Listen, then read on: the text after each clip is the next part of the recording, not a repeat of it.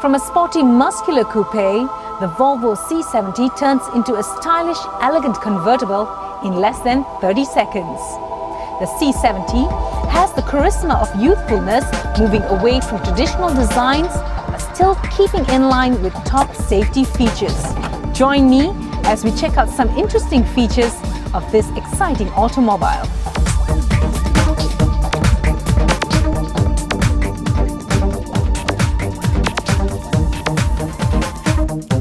To review the car with me, I've invited Krishna Shanmugan, an independent race car driver, to test for speed, power and car handling. More of that later, but first let's see if the C70 passes the first impression test. The Swedish car makers have aced it on the design. They have created a car that has not only moved forward from their design philosophy, but one that is also emotive in its appeal. The front of the car has undeniable road presence, something that we would not traditionally associate with a Volvo. This presence blends seamlessly along beautiful sculpted flanks into a rear that just completes the picture. And it was obvious to all those who saw the convertible. During the review, we have more than our fair share of admirers. The side profile of this car is instantly appealing. It is interesting how Volvo have managed to avoid the pitfalls that befall other car makers of hardtop convertibles, the ugly extended boot line. Volvo has managed to conceal that long retracting hardtop into a boot whose lines are in proportion to the rest of the car. It's no mean feat and an absolute beauty. The interior is built to a high standard, and we are impressed with the fit, finish and quality of materials chosen to match its premium range. From the leathers on the seats to the materials used for the dash and door panels, everything is top-notch. It's what we will traditionally expect from a Volvo, great build quality, and thankfully, Volvo here has held steadfastly to this principle. This principle, though, has been supplemented with innovative design touches, and I, for one, am happy and impressed with the renaissance at Volvo. We have two worlds first in such a car like this. We have the inflatable curtains that pop up from underneath or out of the door. We have the floating seamless stack that is, again, uniquely a world's first.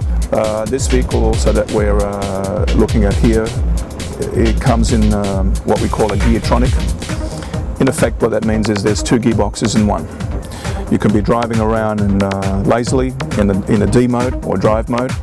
If you feel a little bit more spirited, or you're going up hills or down hills and etc., you can come across into the sports mode where you can then regulate the gear that you want to be in. For acceleration, of course, you tap down. For a higher gear, you effectively just tip it up. So it's a shift across, down and up, fingers speed, and once you've actually done your spirited driving and you've had enough, you just flick it back across into drive mode and the car does the rest. The design is clearly Scandinavian. The center console, for instance, has a real cool silver piece that seems to just float in space. It connects the dash to the central console and just sets off the interior perfectly. But there is one setback, literally. The seatbelt is hard to reach, but this is an issue that affects all coupe given the length of the door line. We're hoping, given the thought that has gone into this car, that Volvo would have come up with a clever solution. Another amazing achievement in this car is that it can seat 4 adults, and we mean 4 adults, in absolute comfort with loads of legroom for both front and rear. The fact that Volvo has managed it where no one else could is a real credit to its ergonomic design. Perhaps other car makers can draw lessons from the Swedes. No car review of a Volvo will be complete without touching on their attention to safety, and here again, Volvo has not strayed from their roots. The side curtain airbags on the C70, for instance, is a world's first in a convertible. This, coupled with their rollover protection system, offers unsurpassed levels of protection for both driver and passengers alike. Then it's time to put the car on high speed. Krishna Shanmugan gives us his views. First impressions are pretty good. The car dynamic, responds well to steering and throttle inputs. The brakes are phenomenal. Good feel. completely different from Volvos of old, which tended to be over-servoed. The steering though, that's the thing that really surprises me about this car. Huge amounts of feel. There's no faulting the feedback that comes through though. It does talk to you, it does tell you what's going on with the car. Power, interesting, very linear power delivery, but there's a slight bit of hesitation when you get down. I'm not really sure whether it's the transmission or whether it's the fly-by-wire throttle system they've got on this car. But when you dab into the throttle, you don't get the sudden urge. There's this delay between your throttle input and the car actually launching and taking itself off. But once it gets into it, though, there's power delivery is impressive to say the least.